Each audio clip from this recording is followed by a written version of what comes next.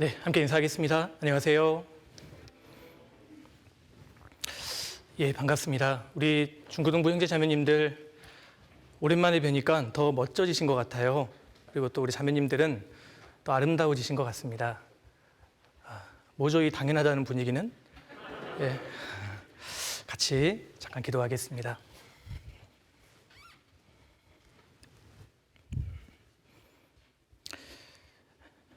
거룩하시고 자비로우신 우리 아버지 하나님, 참으로 감사드립니다.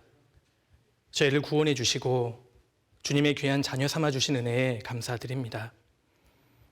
구원받은 이후에도 주님의 몸된 교회 가운데에서 주의 말씀을 공급받고 주님의 자녀로 어떻게 살아야 할지 늘 알게 해주심을 감사합니다. 특별히 저희를 젊을 때에 구원해 주시고 때마다 일마다 주님의 귀한 말씀으로 교훈해 주시니 그 은혜의 진심으로 감사드립니다. 너무나 중요한 시기를 보내고 계시는 우리 중고등부 형제 자매님들, 주님과 복음을 위해 모든 것을 준비하고 또 예비하는 시간이 될 수 있도록 인도해 주옵소서. 오늘 말씀, 주님의 말씀으로 귀하게 받고 한 구절의 말씀이라도 깨닫고 실천할 수 있도록 도와주옵소서. 오늘 모든 시종을 주께 의지합니다. 저희를 언제나 사랑하시는 예수님 이름으로 기도드렸습니다. 아멘. 예, 우리 성경 같이 찾겠습니다. 고린도전서 14장을 찾겠습니다. 신약 성경 고린도전서 14장입니다.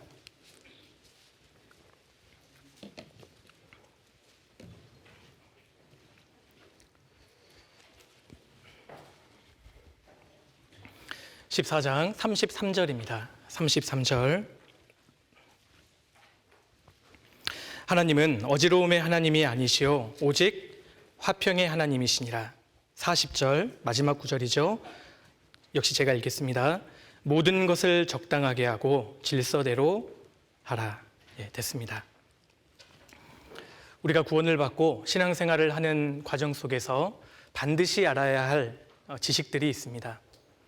하나님의 자녀로서 우리가 교회 가운데에서 반드시 알아야 할 필수적인 지식들이 있는데 그 중에 하나가 바로 질서라는 겁니다. 그래서 사도 바울께서도 33절의 마지막 부분에 오직 화평의 하나님이시니라 그렇게 말씀하셨죠. 그렇게 말씀하시면서 모든 것을 적당하게 하고 질서대로 하라 그렇게 말씀하셨습니다. 하나님을 가리켜서 화평의 하나님 그렇게 말씀했는데 화평이라는 헬라어 단어가 아이레네스입니다. 그런데 이 단어는 질서, 정돈이라는 의미를 갖고 있습니다. 그러니까 화평의 하나님이라고 하면 다른 말로 질서의 하나님이란 뜻입니다. 우리 하나님께서는 질서의 하나님이셔요. 그러니까 우리가 구원을 받고 반드시 알아야 할 것 중에 하나는 하나님은 질서의 하나님이시고 우리는 그 질서를 알아야 합니다. 질서가 뭘까요? 질서라는 말을 다른 말로 좀 쉽게 표현하면 위아래에 대한 관념이다 그렇게 표현할 수 있어요.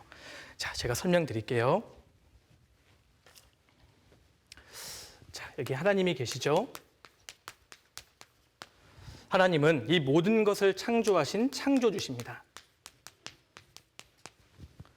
그리고 하나님께서 만드신 모든 것은 피조물이죠. 그리고 저와 여러분들은 역시 피조물이에요. 하나님은 창조주시고 하나님이 창조하신 모든 것은 피조물입니다. 그러니까요, 지음을 받은 모든 물건은 만든 분보다는 높을 수 없잖아요. 지음을 받은 모든 피조물은 만든 분보다는 더 클 수 없습니다. 그러니까 하나님께서 창조주시기 때문에 당연히 위아래가 존재하잖아요. 만약에 하나님께서 창조하시지 않고 이 모든 것이 저절로 생겼다면 위아래가 있을 필요가 없어요. 근데 반대로 정말 하나님이 살아계시고 하나님이 모든 걸 만드신 창조주라면 위아래가 있을 수밖에 없습니다. 그렇죠? 그래서 위아래에 대한 관념이 바로 질서입니다. 질서. 그래서 구원을 받은 사람은 창조주 하나님이 살아계시기 때문에 위아래에 대한 관념, 질서를 아는 것이 필요해요. 자, 창조주 하나님이 계시기 때문에 하나님께서 인간 관계를 이렇게 우리에게 허락하셨는데 인간 관계 안에서도 반드시 위아래가 존재할 수밖에 없는 겁니다. 하나님께서 인간에게 주신 제도가 크게 세 가지가 있는데요. 먼저 가정이란 제도를 주셨어요. 가정. 그리고 두 번째로 국가라는 제도를 주신 겁니다. 사실 국가도 하나님께서 주신 제도예요. 그리고 또 하나님께서 주신 것이 교회입니다. 그래서 하나님께서 인간에게 주신 큰 제도가 가정, 국가, 교회인데, 그래서 사람은 하나님이 주신 제도이기 때문에 자연스럽게 태어나서 위아래를 인식하도록, 위아래에 대한 관념을 갖도록 하나님께서 그렇게 설계해 두신 겁니다. 그래서요, 가정에서 하나님께서 가정 질서를 주셨고 국가 질서, 교회 질서를 주셨어요. 하나님께서 제일 먼저요, 가정에 대해서 교훈하실 때 첫 번째 질서가 아내들아 말씀하시고, 그리고 남편들아 말씀하신 겁니다. 그리고 자녀들아 말씀하셨고 부모들아 말씀하셨어요. 국가에서는 백성들아 말씀하셨고, 그리고 왕들아 말씀하신 겁니다. 국가 안에는 여러 가지 사회가 있는데 사회 제도 속에서도 하나님께서 종들아 말씀하셨고요. 그리고 상전들아 그렇게 말씀하셨어요. 이것이 하나님께서 주신 질서입니다. 인간관계 속에 위아래가 있다는 관념을 우리는 반드시 알아야 해요. 그래서 아내는 결혼하면 가장 먼저 남편에게 순종하고 남편을 높이는 법을 반드시 배워야만 합니다. 사람이 가정에서 태어나면 자녀로서 반드시 부모님을 높이고 부모님 말씀에 순종하고 부모님을 존중하는 법을 반드시 배워야 해요. 이게 가정 질서입니다. 그래서 아이가 태어나면 영어, 수학 먼저 배울 게 아니라 부모님 말씀에 순종하는 법을 반드시 배워야 합니다. 그리고 한 나라의 백성으로서 왕을 높이는 법을 배워야 하고, 그리고 사람이 기업에 취업하면 사장님을 높이고 사장님을 존중하는 법을 반드시 배워야 해요. 위아래가 있다는 것, 이 질서를 아는 것이 중요합니다. 왜 하나님께서는 이런 질서를 주셨을까요? 눈에 보이는 인간관계를 통해서 눈에 보이지 않는 창조주 하나님이 살아계시고 하나님을 높이고 하나님을 경외하고 하나님 말씀에 순종하는 법을 우리에게 깨닫게 해주시는 겁니다. 그런데 우리 시대는 이 위아래에 대한 질서가 무너지고 있는 시대예요. 질서가 완전히 사라지고 있는 시대가 우리 시대라고 할 수 있습니다. 왜 그런 줄 아셔요? 배후에 마귀가 있기 때문입니다. 마귀는요, 위아래 질서를 깨버려요. 왜 마귀가 위아래 질서를 깨는 줄 아셔요? 왜 천사가 마귀가 됐죠? 이사야 14장에 보면은요, 마귀는 천사였잖아요. 마귀는 피조물이었습니다. 그럼 마땅히 하나님보다 아래에 위치해야 되는데 이사야 14장에 보면 내가 지극히 높은 자와 비기리라. 지극히 높으신 하나님처럼 되려고 했잖아요. 교만했던 겁니다. 그래서 천사가 마귀가 됐던 거예요. 모든 것이 평등하다 아닙니다. 모든 것이 평등하다, 그거 틀린 말입니다. 평등 사상 배후에는 마귀가 있어요. 마귀는 질서를 깨버리는 자입니다. 그래서 마귀가 배후의 역사에서요, 자녀들, 특히 오늘날 자녀들 배후의 역사에서 부모 머리 위에 앉아서 부모님 말씀에 대항하고 부모님 말씀에 반항하도록 마귀가 부추깁니다. 백성들 배후의 마귀가 역사에서 왕을 험담하고 왕을 반항하도록 마귀가 부추겨요. 마귀에게 속는 겁니다. 우리가 구원받기 전에는 마귀에게 속았다 할지라도 구원받은 이후에는 마귀에게 속아서는 안 돼요.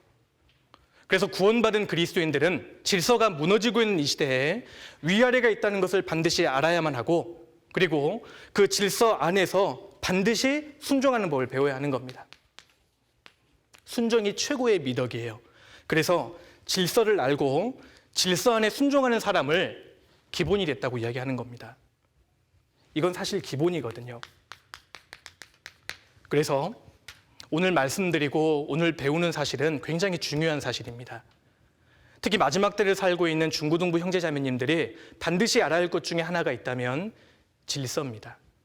위아래에 대한 관념이에요.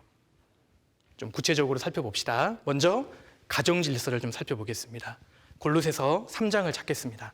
골로새서 3장.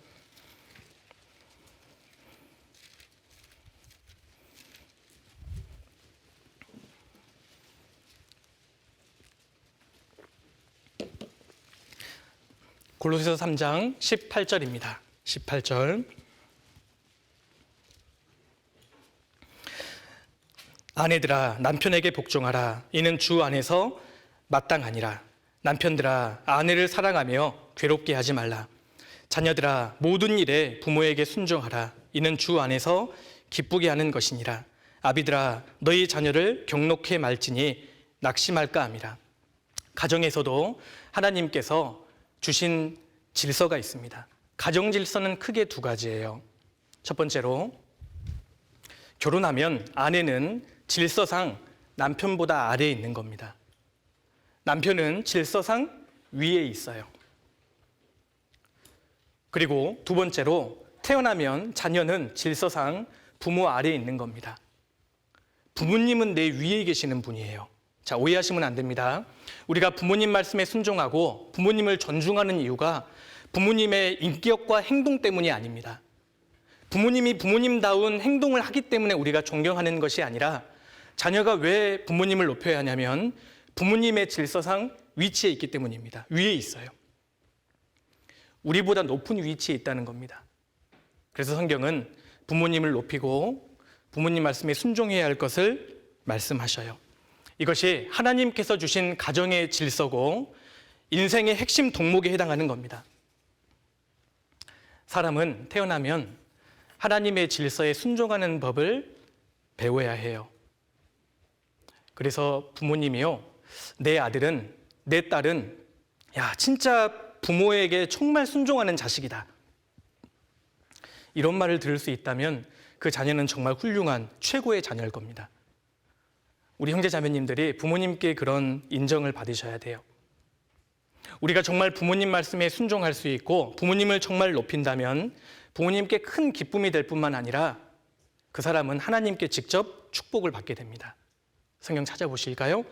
자, 잠언 15장을 찾겠습니다. 잠언 15장입니다.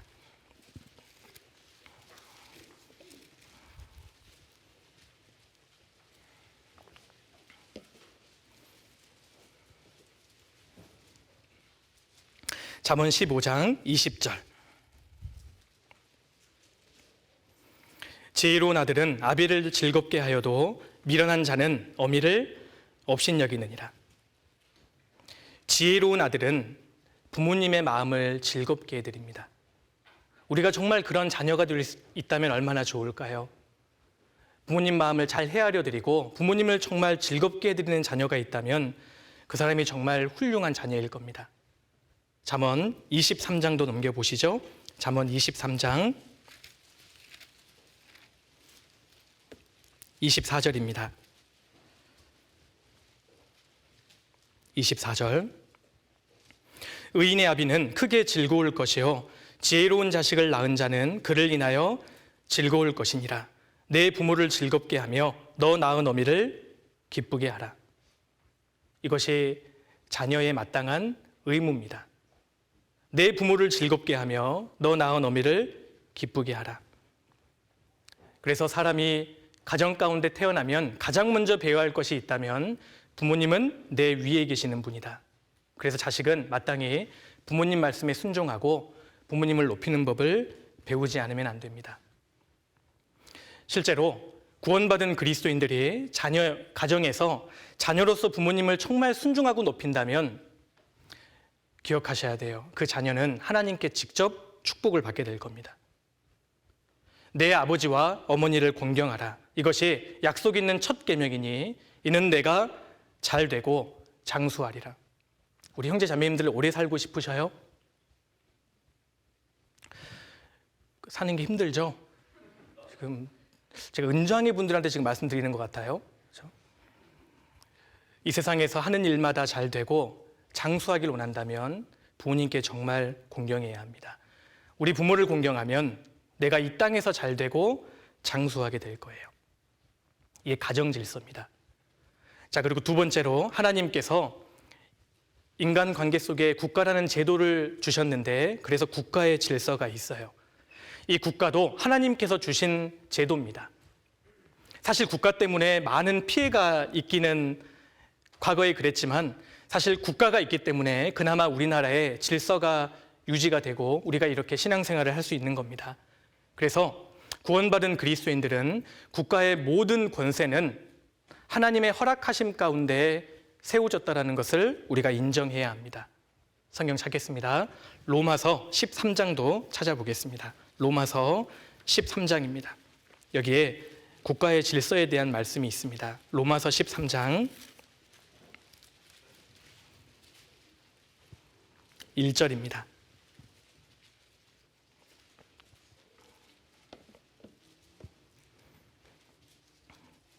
각 사람은 위에 있는 권세들에게 굴복하라. 권세는 하나님께로 나지 않음이 없나니 모든 권세는 다 하나님의 정하신 바라. 그러므로 권세를 거스리는 자는 하나님의 명을 거스림이니 거스리는 자들은 심판을 자취하리라. 주님께서 이렇게 말씀하셨죠. 각 사람은 위에 있는 권세들에게 굴복하라. 여기 권세들은 정치 권세를 뜻해요. 우리나라의 정부 그리고 우리를 지금 다스리고 있는 정치인들을 의미합니다. 주님 분명히 말씀하셨죠. 각 권세들에게 굴복하라. 왜냐하면 권세는 하나님께로 나지 않음이 없나니 모든 권세는 다 하나님의 정하신 바라. 모든 나라의 통치 권세는 하나님께서 주신 겁니다. 그래서 성경은 나라의 권세에 대해서 절대 대항하지 말라고 우리에게 말씀합니다. 나라의 권세에 대해서, 정치적인 권세에 대해서 대항한 사람은 하나님의 심판을 받게 될 거예요.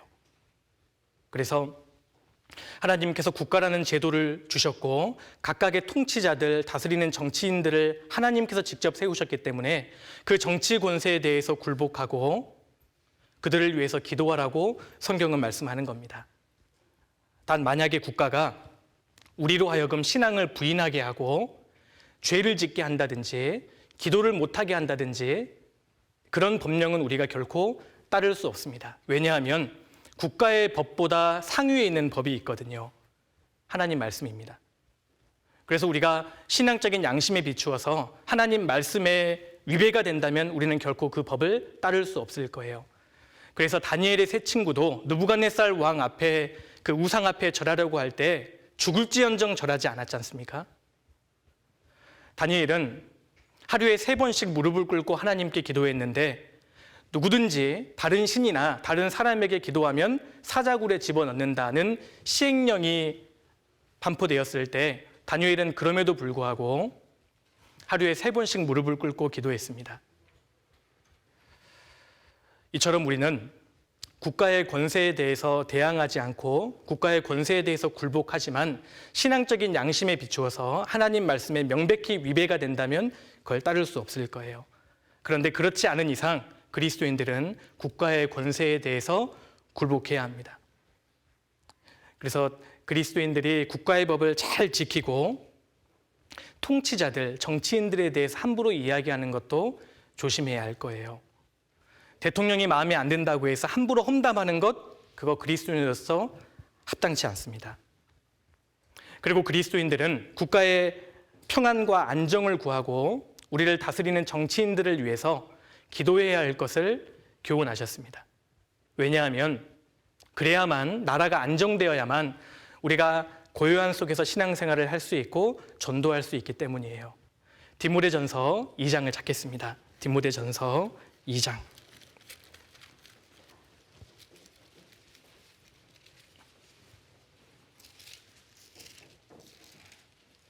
디모데전서 2장 1절입니다. 1절.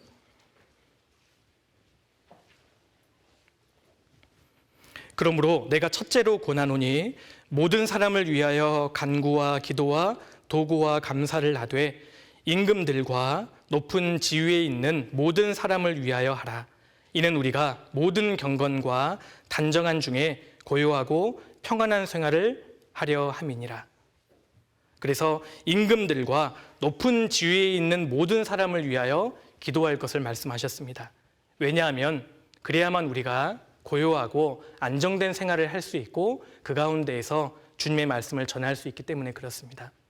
이것이 하나님께서 우리에게 주신 국가 질서입니다. 우리 모두는 한 나라의 백성으로서 하나님께서 세우신 국가 권세에 대하여 순종하고 복종할 의무가 있어요. 그걸 말씀하셨고요. 자, 세 번째로 하나님께서 주신 또 하나의 제도가 교회라고 말씀드렸죠. 오늘은 교회 안의 질서에 대해서 좀 살펴보려고 합니다. 하나님께서는 질서의 하나님이시기 때문에 교회 안에도 질서를 주셨습니다. 교회의 질서는 크게 세 가지예요. 오늘 이 세 가지만 기억하시면 됩니다. 자, 첫 번째로요. 교회의 질서의 첫 번째는 교회 안에는 형제가 있고 자매가 있는데 질서상으로는 자매보다 형제가 위라고 말씀하셨습니다. 그래서 하나님께서는 질서상으로 자매보다 형제가 위에 있기 때문에 형제님들을 중심으로 교회의 일을 이끌어 가셔요. 그래서 자매 위에 형제가 있고 형제 위에 그리스도가 있고 그리스도 위에 하나님이 계십니다. 고린도전서 11장을 찾겠습니다. 고린도전서 11장.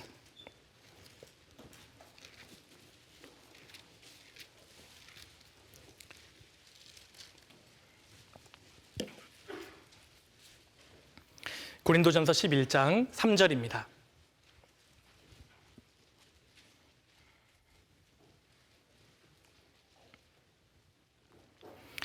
그러나 나는 너희가 알기를 원하노니 각 남자의 머리는 그리스도요 여자의 머리는 남자요 그리스도의 머리는 하나님이시니라. 교회 안에도 질서가 있습니다. 이스라엘 백성들이 애굽에서 종살이를 하다가 출애굽을 했지 않습니까? 출애굽을 했을 당시에는 이스라엘 민족은 그야말로 무질서했습니다. 오합지졸이었어요. 그런데 그 가운데 질서의 하나님이 계셨기 때문에 모세를 딱 중심으로 질서가 쫙 잡히기 시작했잖아요. 모세를 중심으로 1000부장이 세워졌고 100부장, 50부장, 10부장 질서가 쫙 잡히기 시작했습니다. 그리고 12지파가 각자의 깃발을 꽂고 일사불란하게 행진했잖아요. 하나님께서는 이스라엘 백성들을 군대 조직으로 분류하시고 각 인원을 계수하셨습니다. 하나님은 질서의 하나님이십니다. 광야 교회가 그랬던 것처럼 신약시대 교회에도 질서의 하나님이 계시기 때문에 교회 안에도 보이지 않는 질서가 있어요. 그 첫 번째 질서는 자매 위에 질서상 형제가 있다는 겁니다. 주님께서는 교회의 중요한 일을 결정하실 때 형제님들을 중심으로 일을 해가시고 그럼 자매님들은 무엇을 하시느냐? 그 형제님들 하는 일에 보조 역할을 하도록 하나님께서 질서를 정하셨어요. 그리고 교회 가운데 우리 자매님들께서 성경을 읽다가 뭔가 신앙적인 진리를 깨닫거나 말씀을 깨달았을 때 왜 하나님께서 깨닫게 해주시는 것이냐? 자기 삶에 적용시키라고, 그리고 아직 구원받지 못한 사람들을 전도하게 하시려고 깨닫게 해주신 겁니다. 교회 안에서 가르치게 하시려고 깨닫게 하신 것은 아니라고 분명히 말씀하셨어요. 14장 넘겨보겠습니다. 고린도전서 14장 33절입니다. 33절.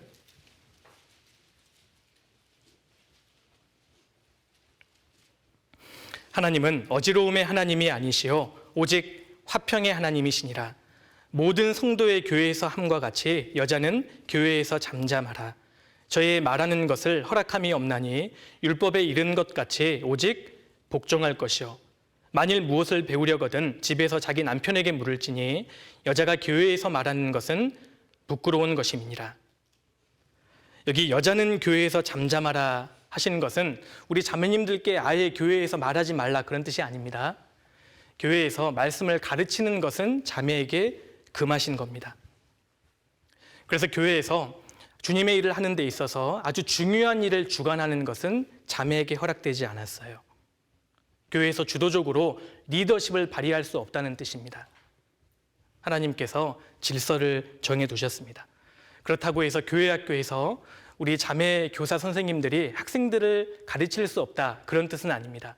그것은 자매로서 가르치는 것이 아니라 하나님께서 맡기신 교사로서 가르치시는 거기 때문에 문제되지 않습니다. 그래서 교회 안에서 자매가 말씀을 가르친다든가 자매가 전도인이 되어서 목회를 한다든가 그것은 하나님께서 금하신 겁니다. 다른 교회에서는 여자 목사도 있고 여자 전도사도 있고 하잖아요. 그건 성경에 비추어서 자기를 스스로 속이는 것이라고 할 수 있습니다. 그건 합당치 않아요. 하나님께서는 교회 안에서 자매에게 말씀을 가르치는 것만큼은 금하신 겁니다. 그래서 항상 자매님들에게는 교회 일을 할 때 서브하는 일, 보조하는 일을 하나님께서 맡겨두셨습니다. 우리 자매님들 기분 안 나쁘시죠? 지금 말스 거부 사태가 지금 발생하는 잘못된 느낌이겠죠? 자매님들 기분 나빠하지 마세요. 하나님께서 성경에 딱 기록해 두신 거니까요. 그렇다고 해서 하나님께서 그 자매님들보다 형제님들을 더 편애하신다는 뜻이 결코 아닙니다. 형제님과 자매님은 인격적으로 동등해요. 그런데 일을 해 나가는 데 있어서 하나님께서 질서를 두신 겁니다. 부활하신 예수님께서 가장 먼저 누구를 만나 주셨지요? 막달라 마리아 자매입니다. 그리고 성경을 보면 공생의 기간 동안에 예수님의 마음을 가장 기쁘시게 해드렸던 사람이 있는데 자매였어요. 마리아였습니다. 300데나리온 되는 향유옥합을 주님 앞에 가지고 와서 깨트려서 부어드렸던 사람, 유일하게 자매였습니다. 그리고 사도 바울은 브리스가와 아굴라 두 사람이 부부였거든요. 둘 중에 누가 신앙생활을 잘했을까요? 브리스길라입니다. 자매였어요. 그래서 사도 바울은 로마서 16장에 브리스길라와 아굴라 자매님을 앞세웠잖아요. 그런데 고린도전서 16장에는 교회에 주신 편지이기 때문에 공식적으로는 아굴라와 브리스가 형제를 앞세웠습니다.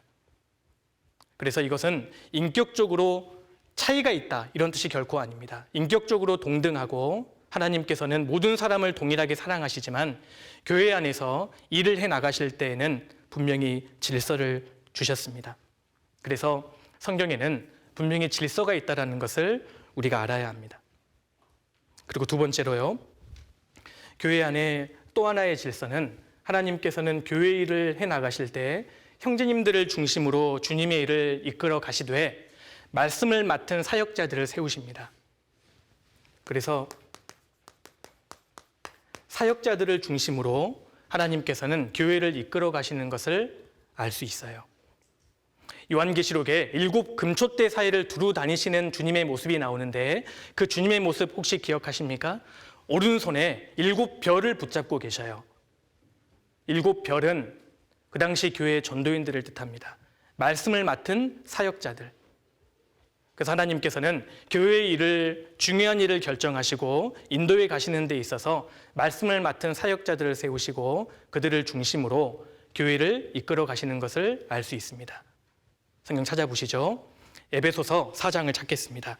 에베소서 4장.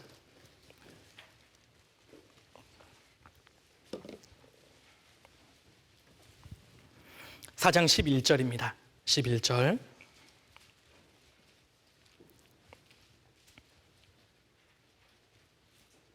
그가 혹은 사도로 혹은 선지자로 혹은 복음 전하는 자로 혹은 목사와 교사로 주셨으니 이는 성도를 온전케 하며 봉사일을 하게 하며 그리스도의 몸을 세우려 하심이라.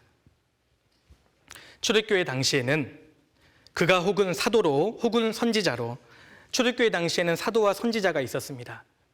그런데 지금 우리 시대에는 없습니다. 다만 복음 전하는 자로 혹은 목사와 교사로 주셨으니, 지금은 목사와 복음 전하는 자와 교사는 있어요. 여기에 주셨으니 그랬죠. 복음 전하는 자나 목회자, 전도인들, 지금은 교회 안에서 전도인이 그 일을 같이 하고 있습니다. 그 일은 사람이 스스로 되고 싶어서 되는 것이 아니라 여기에 주셨으니 하나님이 직접 세우신 겁니다. 그래서 하나님께서 함께 하시는 교회 가운데에는 말씀을 맡은 사역자들이 있고 그들에게 하나님의 말씀을 주시고 교회를 인도해 가신다는 것을 우리가 알아야 합니다. 왜 교회 안에 전도인들을 세우실까요? 그 목적이 12절에 나오죠. 이는 성도를 온전케 하며 봉사일을 하게 하며 그리스도의 몸을 세우려 하심이라. 그 이유는 성도를 온전케 하고 봉사일을 하게 하고 그리스도의 몸, 교회를 세우시려고. 그래서 하나님께서는 말씀을 맡은 사역자들을 중심으로 일을 해 나가신다는 것을 우리가 알아야 합니다. 자, 교회 안에는 분명히 가르치는 자와 가르침을 받는 자가 있습니다. 갈라디아서 6장을 찾겠습니다. 갈라디아서 6장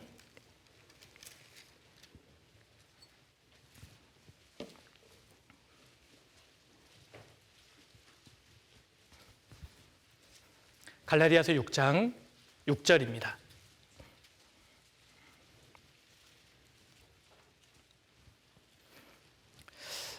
가르침을 받는 자는 말씀을 가르치는 자와 모든 좋은 것을 함께하라.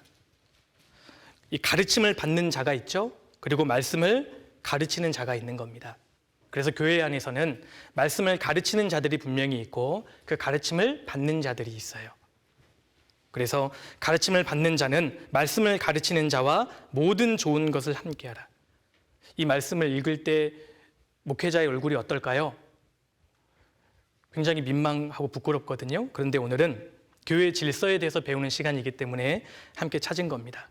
그래서 교회 안에는 말씀을 가르치는 자가 있고 가르침을 받는 자들이 있다는 것을 우리가 분명히 알아야 합니다. 왜냐하면 하나님은 말씀으로 자신을 나타내시기 때문에 그렇습니다. 하나님은 말씀으로 자신을 나타내시고 그래서 교회는 말씀의 집이라고 할 수 있어요. 그래서 교회에서 말씀을 가르치는 자들이 맡은 역할이 가장 중요하다고 할 수 있습니다. 말씀을 가르치는 전도인이 가장 중요하다. 그 사람 개인을 높이는 것이 아닙니다. 그 사람에게 맡겨진 말씀을 가르친다는 역할 때문이에요. 왜냐하면 사람의 영원한 운명은 말씀을 어떻게 가르침을 받느냐에 달려있기 때문에 그렇습니다. 말씀을 제대로 가르치지 않으면 사람이 멸망할 수 있잖아요. 교회는 말씀의 집이기 때문에 교회의 머리 되신 주님은 말씀으로 자신을 드러내시기 때문에 말씀을 맡은 자들의 역할이 교회 안에서 가장 중요하다는 것을 알아야 합니다. 교회 안에서 중요하지 않는 형제자매님들이 어디 계시겠어요? 그런데 역할 면에서 말씀을 가르치는 자들의 역할이 중요합니다. 주님이 그들을 통해서 말씀을 가르치시고 교회를 인도하시기 때문에 그래요. 자, 디모데전서 5장도 찾겠습니다. 디모데전서 5장.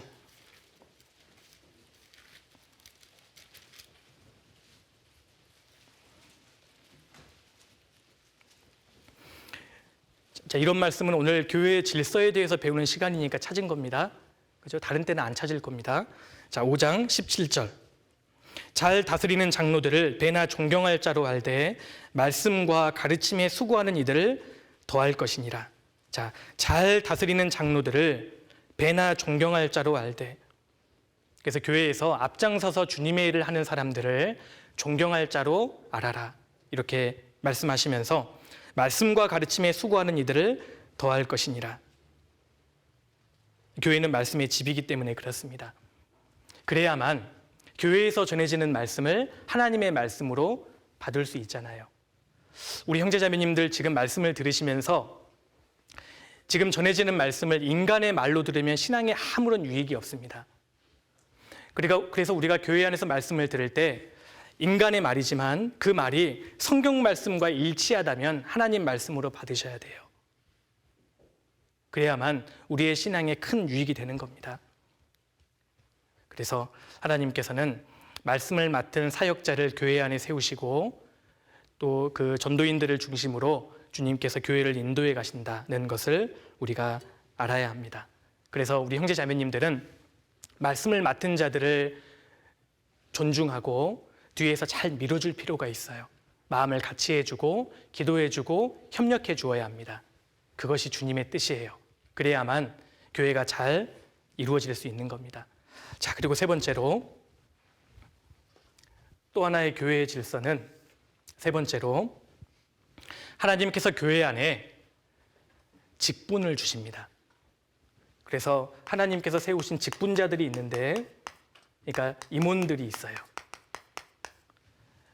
하나님께서는 임원들, 직분자들을 세우십니다. 그래서 교회 안에서 형제자매님들은 하나님께서 세우신 그 직분자들, 임원들을 잘 협력하고 알아주고 도와줄 필요가 있는 겁니다. 우리 교회 학교에서는 교회 학교 선생님들이라고 할 수 있어요. 하나님께서 내게 이 선생님을 가까이에서 세우신 겁니다. 그래서 주님께서 직접 세우신 선생님들이기 때문에 우리 학생 형제자매님들은 선생님들을 정말 귀하게 여기고 존경해 주어야 합니다. 우리 교회학교 선생님들은 학생 형제자매님들의 신앙 때문에 많이 염려하고 기도하고 도와주시거든요. 그것을 우리 학생 형제자매님들은 당연하게 여기지 않고 알아주셔야 돼요. 그리고 학교 선생님들보다도 오히려 교회학교 선생님들, 내 영혼의 신앙을 정말 보살펴 주시는 선생님들에 대해서 정말 존경해야 합니다. 고린도전서 16장 찾아보실까요? 고린도전서 16장.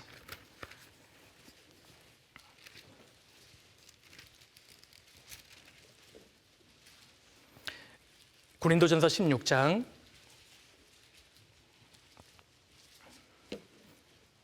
16절입니다.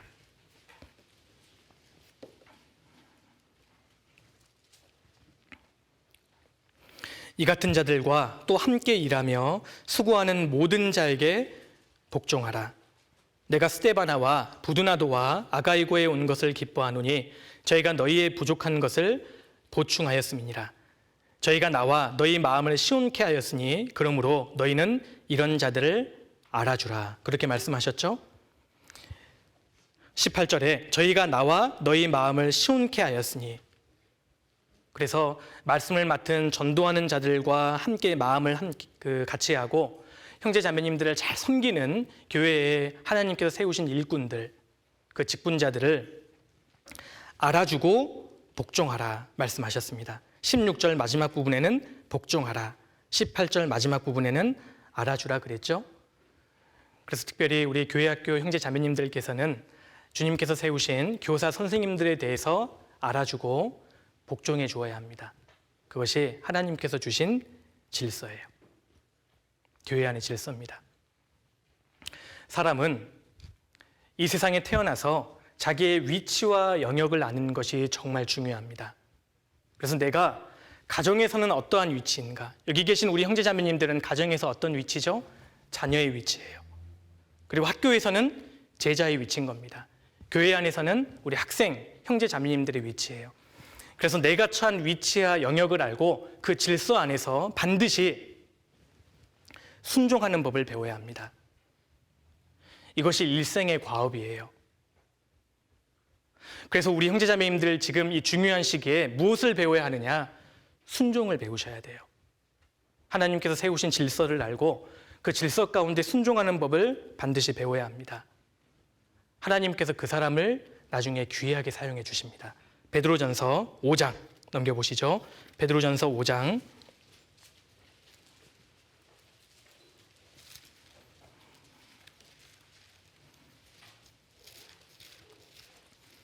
베드로전서 5장 5절입니다.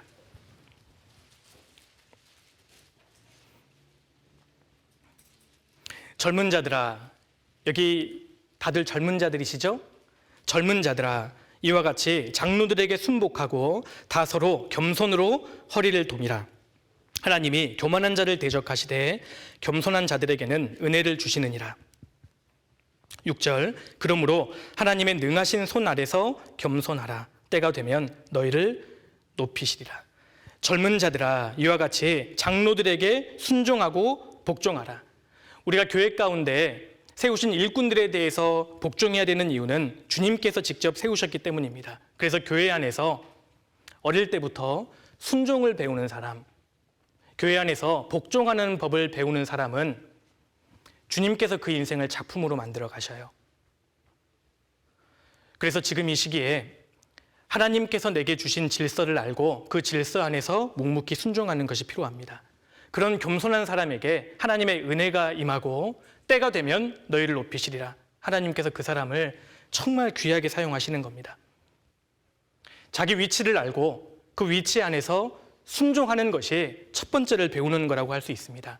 우리 형제 자매님들, 신앙생활은 복잡하지 않아요. 사실 신앙생활은 굉장히 단순하게 되어 있습니다. 하나님께서는 많이 배웠든 적게 배웠든 신앙생활에서 성공할 수 있는 방법을 주셨어요. 순종입니다. 순종하는 사람을 하나님께서 지금도 찾고 계십니다. 신앙생활에서 가장 근본을 꼽으라고 한다면 우리는 순종을 들 수 있어요. 그래서 이 젊은 시절에 하나님 말씀에 순종하고 하나님이 내게 주신 위치와 영역에서 그 질서를 순종하는 법을 배워야 합니다. 과거 어느 시대보다도 우리 시대는 패역한 시대입니다. 불순종하는 것이 대세인 시대가 우리 시대라고 할 수 있습니다. 다니엘서 8장에 마지막 시대를 가리켜서 주님께서 패역자들이 가득할 즈음 마지막 때입니다. 우리 시대는 그야말로 패역한 자들이 가득한 시대라고 할 수 있습니다. 하나님께서 세우신 질서를 깨트리고 하나님이 세우신 멍에를 스스로 벗어버리는 사람들이 너무나 많아요. 그래서 우리 시대에 질서에 대해서 이야기하면 듣기 싫어합니다.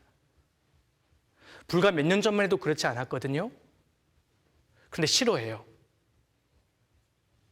기억하셔야 돼요. 그리스도인들은 세상을 만족시키는 사람이 아니라 세상을 전도해야 되는 사람인 겁니다.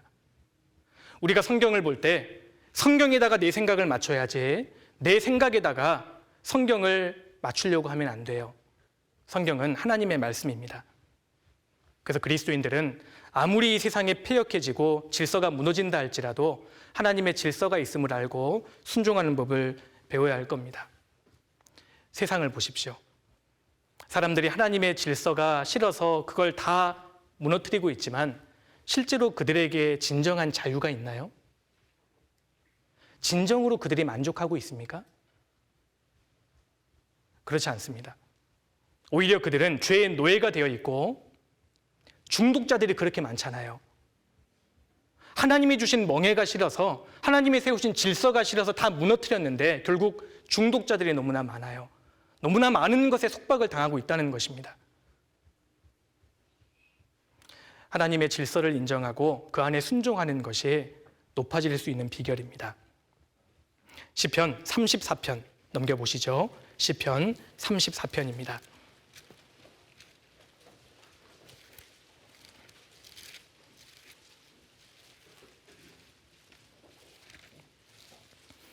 시편 34편 9절입니다.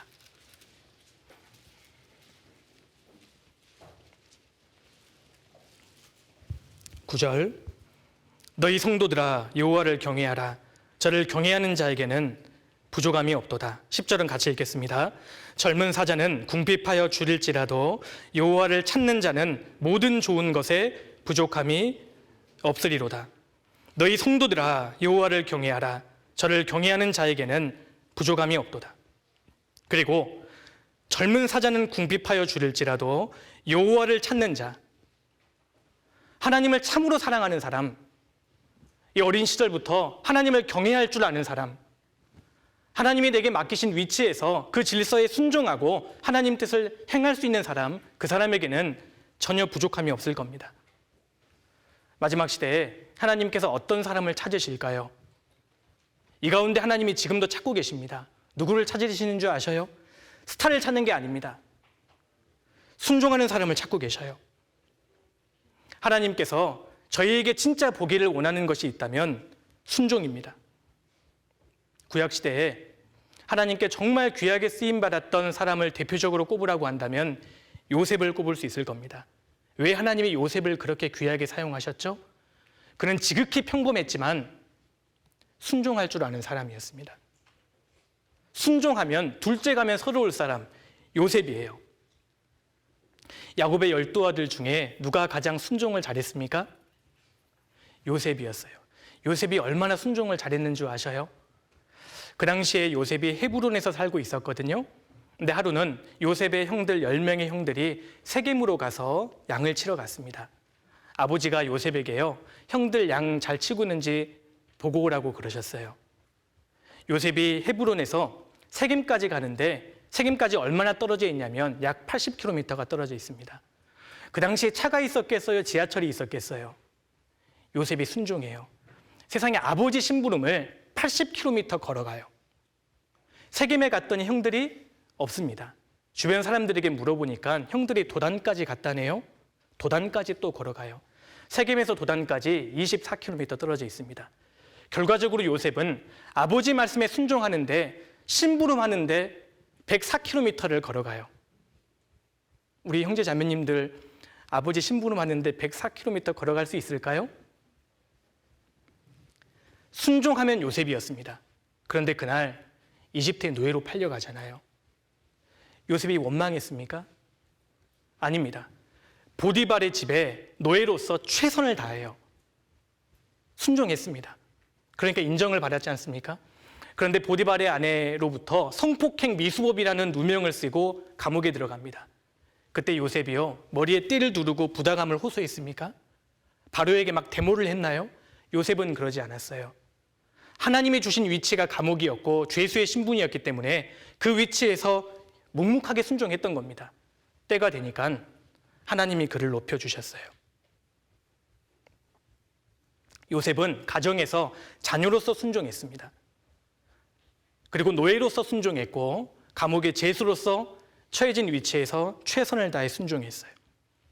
하나님께서 우리가 나의 위치를 알고 묵묵히 순종한다면 하나님께서는 그 사람을 귀하게 사용하실 겁니다.